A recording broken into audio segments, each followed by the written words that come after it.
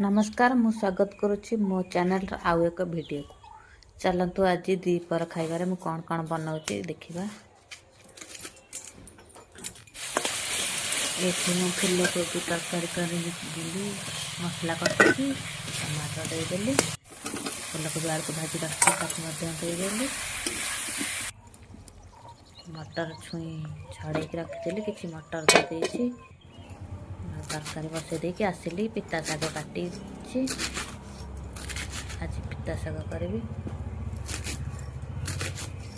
पिता शाग बजार तो किणुची किंतु गाँव रु मु तोली देइछि हम बारी रु ये मोर तरकारी हो गला कस्तूरी मेथी टिके देदेली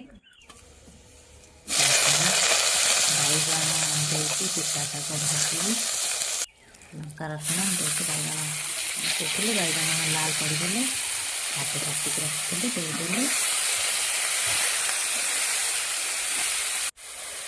गला पर बड़ी टिके खंडा दे